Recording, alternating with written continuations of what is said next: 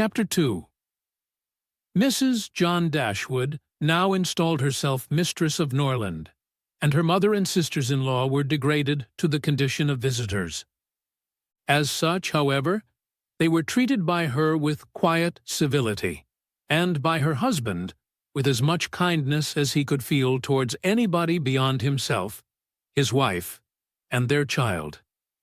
He really pressed them with some earnestness to consider Norland as their home, and, as no plan appeared so eligible to Mrs. Dashwood as remaining there till she could accommodate herself with a house in the neighbourhood, his invitation was accepted.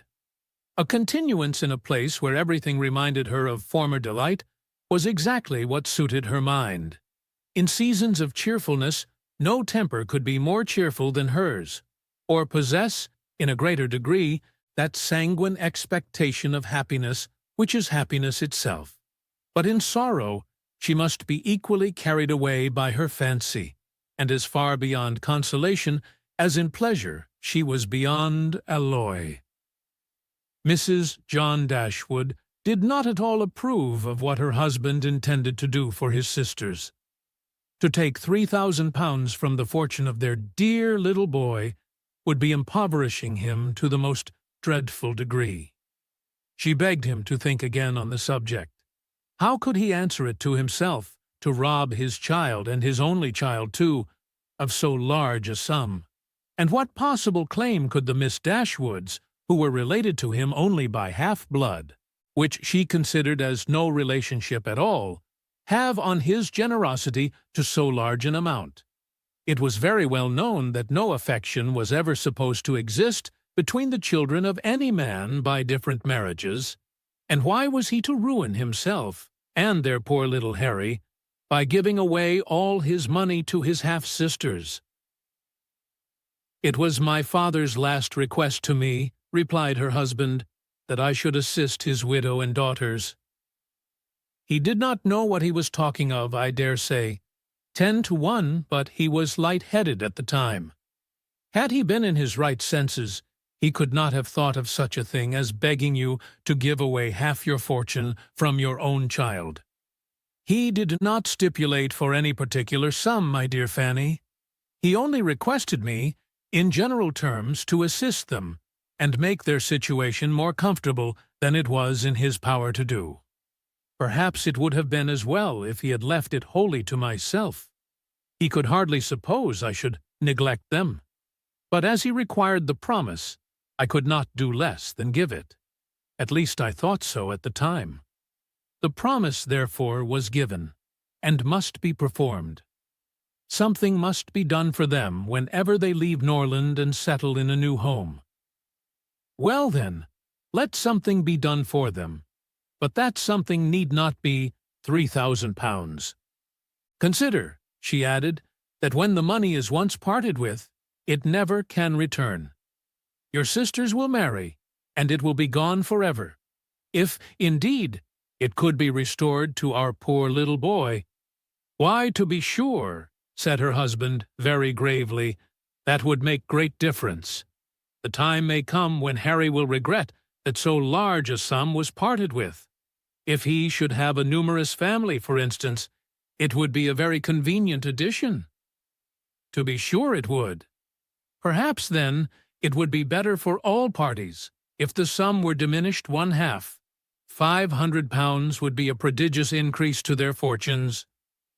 "Oh, beyond anything great. What brother on earth would do half so much for his sisters, even if really his sisters? And as it is, only half-blood. But you have such a generous spirit." "I would not wish to do anything mean," he replied. "One had rather, on such occasions, do too much than too little. No one at least can think I have not done enough for them. Even themselves, they can hardly expect more."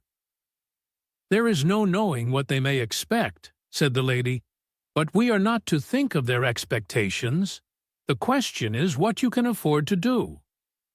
"Certainly, and I think I may afford to give them £500 apiece. As it is, without any addition of mine, they will each have about £3,000 on their mother's death. a very comfortable fortune for any young woman. To be sure it is, and indeed, it strikes me that they can want no addition at all. They will have £10,000 divided amongst them. If they marry, they will be sure of doing well, and if they do not, they may all live very comfortably together on the interest of £10,000.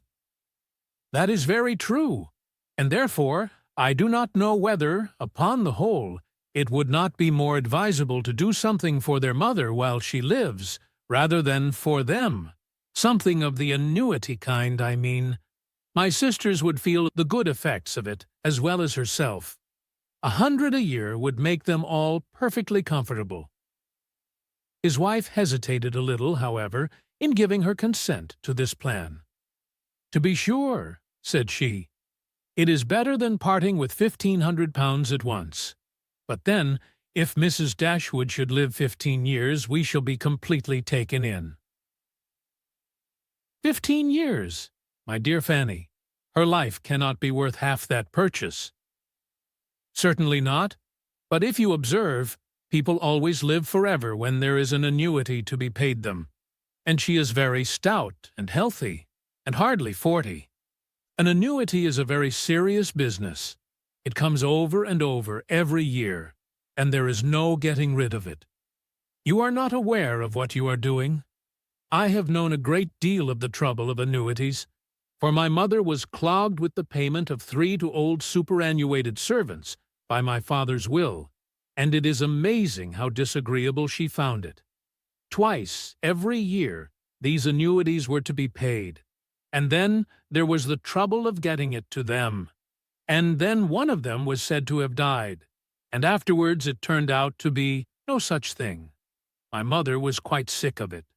Her income was not her own, she said, with such perpetual claims on it. And it was the more unkind in my father, because otherwise the money would have been entirely at my mother's disposal, without any restriction whatever. It has given me such an abhorrence of annuities that I am sure I would not pin myself down to the payment of one for all the world.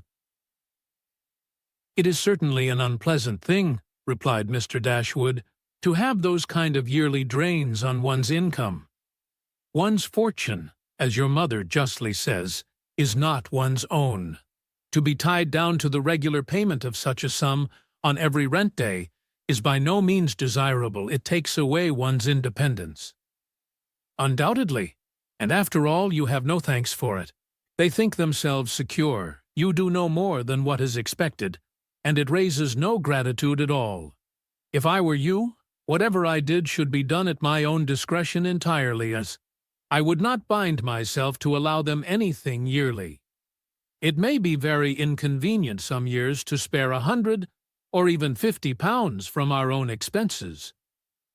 I believe you are right, my love. It will be better that there should be no annuity in the case. Whatever I may give them occasionally will be of far greater assistance than a yearly allowance, because they would only enlarge their style of living if they felt sure of a larger income, and would not be sixpence the richer for it at the end of the year. It will certainly be much the best way. A present of £50 now and then will prevent their ever being distressed for money, and will, I think, be amply discharging my promise to my father. To be sure it will. Indeed, to say the truth, I am convinced within myself that your father had no idea of your giving them any money at all. The assistance he thought of, I dare say, was only such as might be reasonably expected of you, for instance, such as looking out for a comfortable small house for them, helping them to move their things, and sending them presents of fish and game, and so forth, whenever they are in season. I'll lay my life that he meant nothing farther. Indeed, it would be very strange and unreasonable if he did. Do but consider, my dear Mr. Dashwood, how excessively comfortable your mother-in-law and her daughters may live on the interest of £7,000, besides the £1,000 belonging to each of the girls, which brings them in £50 a year apiece. And, of course, they will pay their mother for their board out of it. Altogether, They will have 500 a year amongst them, and what on earth can 4 women want for more than that? They will live so cheap. Their housekeeping will be nothing at all. They will have no carriage, no horses, and hardly any servants. They will keep no company, and can have no expenses of any kind. Only conceive how comfortable they will be. 500 a year. I am sure I cannot imagine how they will spend half of it. And as to your giving them more, it is quite absurd to think of it. They will be much more able to give you something. Upon my word, said Mr. Dashwood, I believe you are perfectly right.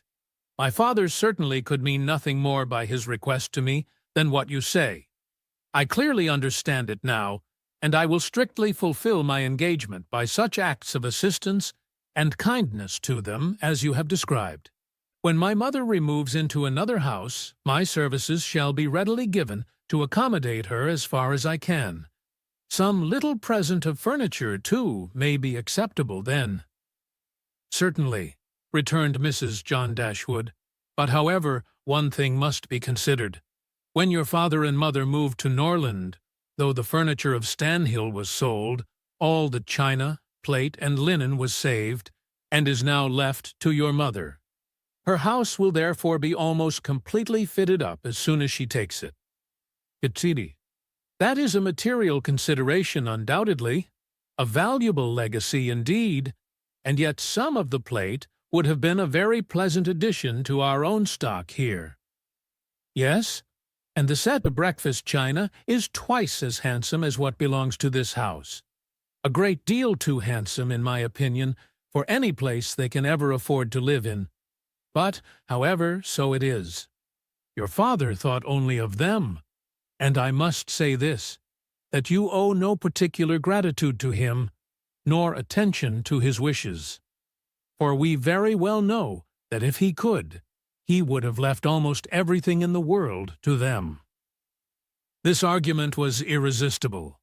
It gave to his intentions whatever of decision was wanting before, and he finally resolved that it would be absolutely unnecessary, if not highly indecorous, to do more for the widow and children of his father than such kind of neighborly acts as his own wife pointed out.